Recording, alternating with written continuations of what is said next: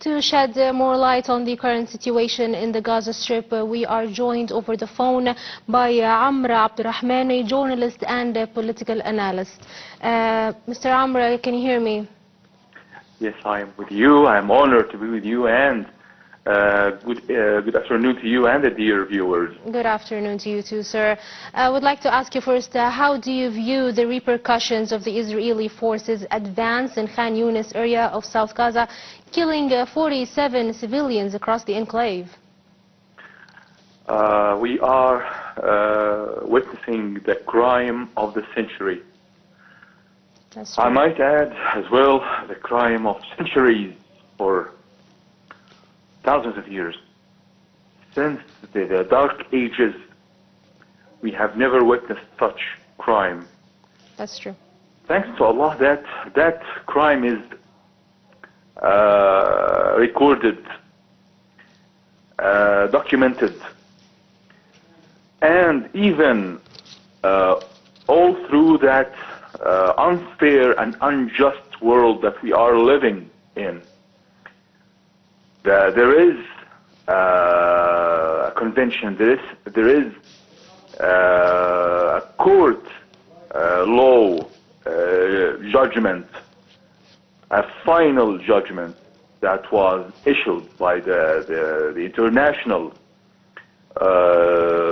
Court of Justice in La Haye, that has condemned the leader of the Zionist existence of committing brutal crimes against civilians, with thousands and thousands, between martyrs, injured, displaced, harmed, terrified by the terroristic Zionist existence. Despite of all this, that we have witnessed a final verdict against that Zionist existence, finally. Mr. Amr, to what extent does the escalation in the Strip impact the regional security? We are talking about a true threat to the national and the international security of the region.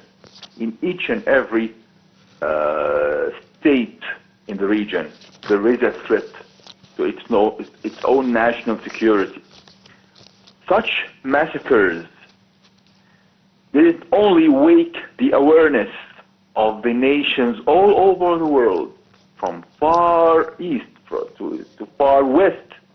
Each and every citizen in this world has his conscience awakened, its awareness awakened.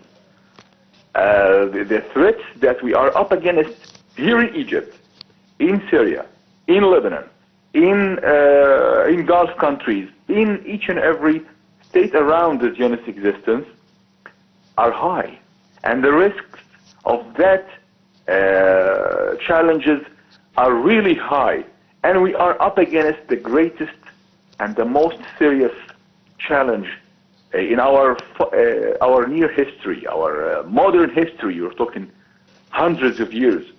This is the one and only and last occupation on earth. Finally, it will be eliminated. But before this happens, too many blood were shed, and too many challenges should be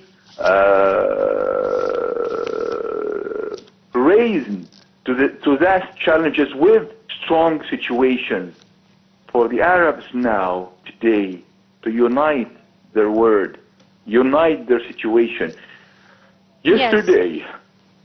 Yes, Mr. Amr Abdel, thank you so much for your insights. We had over the phone with us Mr. Amr Abdel, a journalist and a political analyst. Now we move forward with the French Prime Minister Michel Barnier.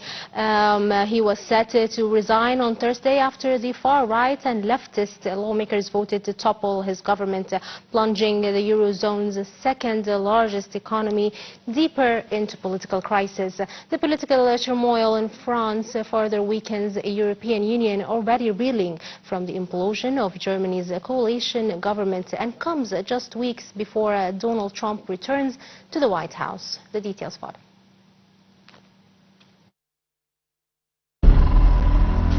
Be the first to know.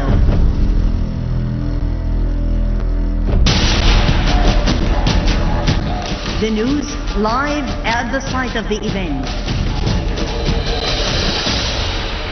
Information on events as they are happening. If it's breaking news, it's Nile TV.